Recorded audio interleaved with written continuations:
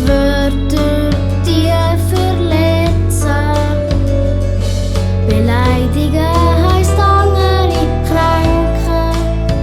Daran sollst du dann auch denken.